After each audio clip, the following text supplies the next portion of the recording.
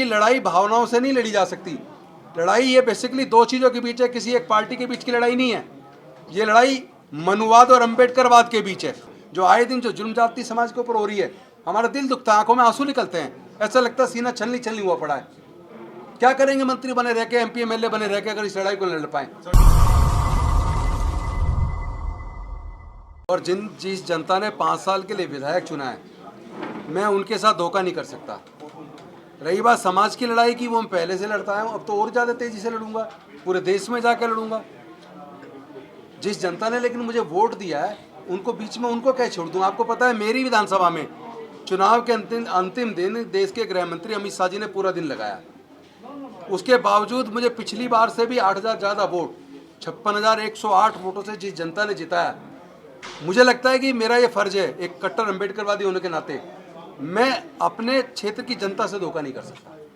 इसलिए मैं एमएलए की पोस्ट से रिजाइन क्यों करूं? पार्टी से इस्तीफा देंगे तो एमएलए बरकरार रहेगा ना, आप विप तो जारी नहीं होगा। अभी आप इंतजार कीजिए, समाज की लड़ाई को लड़ना बहुत महत्वपूर्ण है, और समाज जिस स्थिति में खड़ा है उस स्थिति में मुझे लगता है ऐसे लोगों को तैयार पूरे देश में जाके करना जरूरी है, और हम पूरे देश में जाके अपने लोगों को तैयार करेंगे।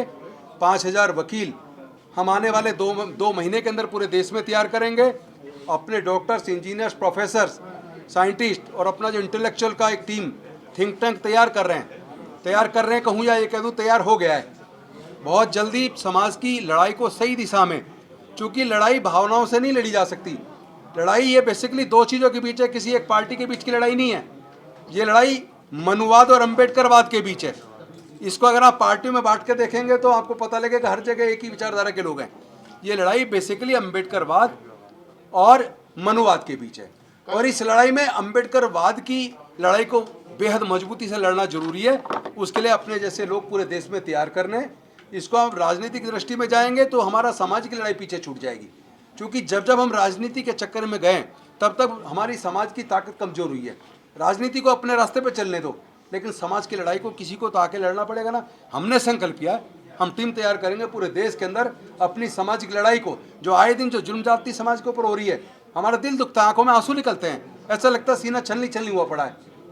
क्या करेंगे मंत्री बने रह के, एमपी एमएलए बने रह के, अगर इस लड़ाई को लड़ पाए। सर, जो साथी आपके साथ लगातार बने हुए थे वही कह रहे हैं और आपके ऊपर आरोप भी लगा रहे हैं कि आपको इस्तीफा नहीं देना चाहिए था, चाहे कोई भी दबाव रहा होता, आपको बर्खास्त कर दिया जाता तो एक बड़ी लड़ाई।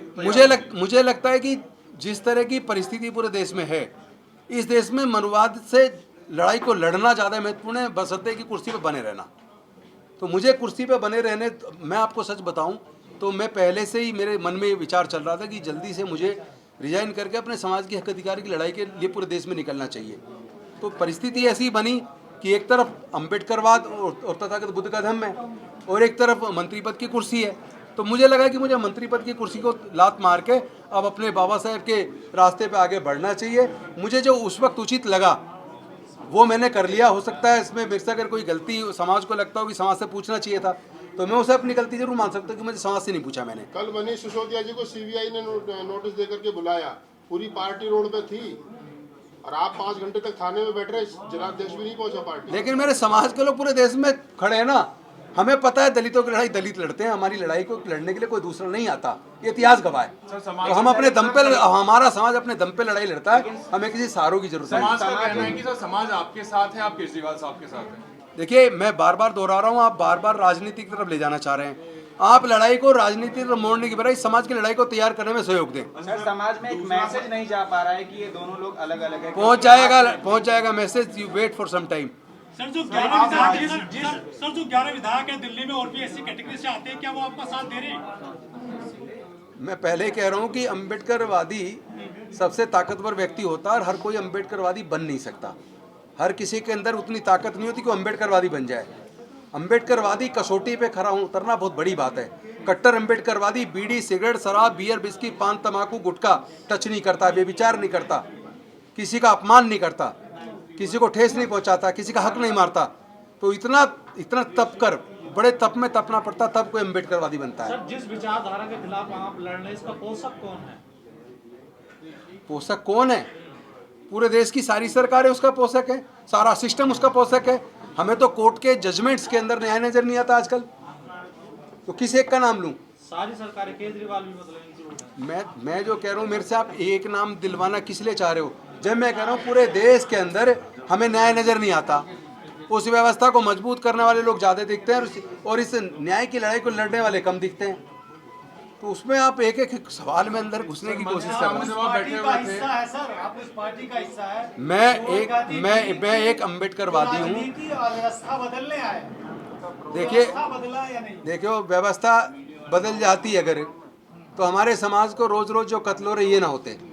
अभी व्यवस्था बदली नहीं है और व्यवस्था को तो हम ही बदलेंगे। अब पार्टी क्यों नहीं आपके साथ, क्या कारण है?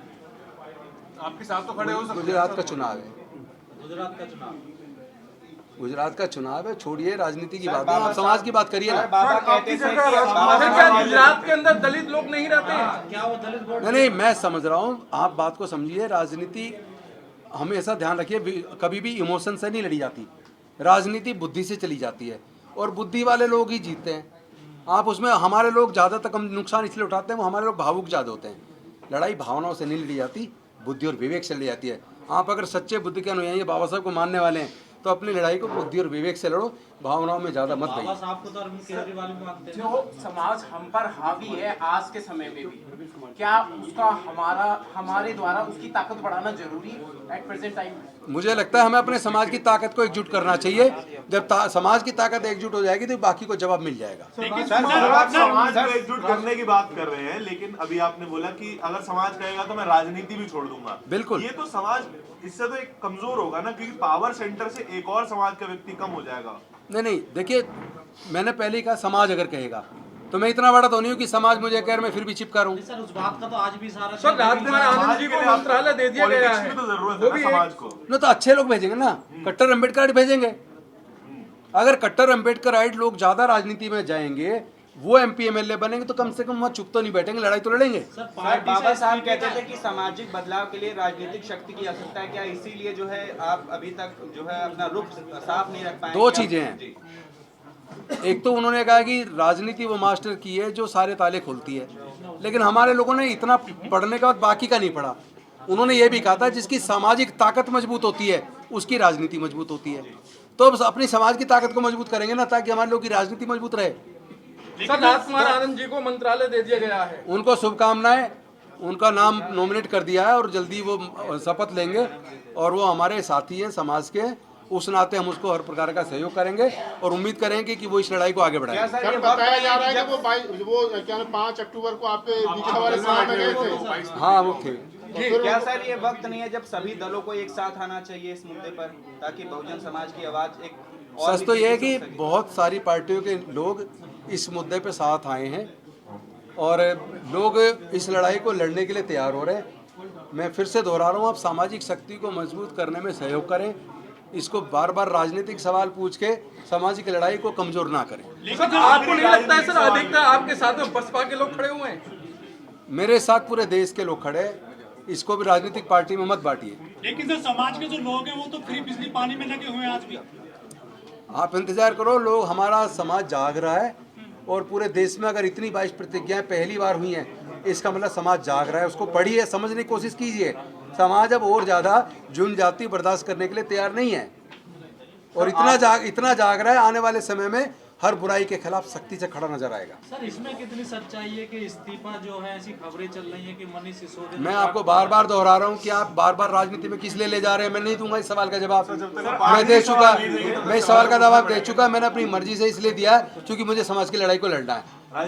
राजनीतिक मंत्री बने रहने के आदमी की कुछ सीमाएं होती हैं, लेकिन मंत्री पद से हटने के बाद MLA की कोई सीमा नहीं है। MLA सवाल पूछता है, मंत्री जवाब देता है। MLA तो मुद्दे उठाता है, तो अब हम समाज के मुद्दे पूरे देश में उठाएंगे। सर कोर्ट के साथ साथ रोड पर किस तरीके की लड़ाई लड़ेंगे आप कह रहे हैं? रोड पे तो एक अम्बेडकर जो लड़ता आया आज तक, उसको और ज्यादा धार देंगे, मजबूती के साथ लड़ेंगे और कोर्ट में वकालत करेंगे उनकी, अपने लोगों की।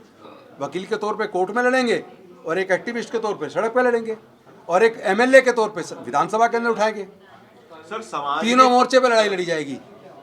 एक विधायक के तौर पे विधानसभा में समाज के मुद्दों को उठाएंगे, एक वकील के तौर पे न्यायालय में उठाएंगे और एक एक्टिविस्ट अम्बेडकरवादी होने के नाते रोड पे उठाएंगे।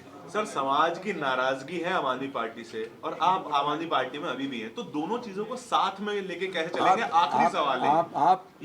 आप प्लीज थोड़ा इंतजार dilemma कीजिए। है ना, आपके लिए मुश्किल होगी। मैं अपने सुनिए, राजेंद्र गौतम के लिए कोई मुश्किल है, राजेंद्र गौतम रहे ना रहे कोई बड़ी चीज नहीं है। समाज का राजेंद्र गौतम एक व्यक्ति है, ये विचारधारा मजबूत होनी चाहिए, विचारधारा बढ़नी चाहिए। राजेंद्र गौतम आज नहीं कल मर जाए, पर ये विचारधारा नहीं मरनी चाहिए। इस विचारधारा का चलना बहुत जरूरी, इसका बढ़ना बहुत जरूरी।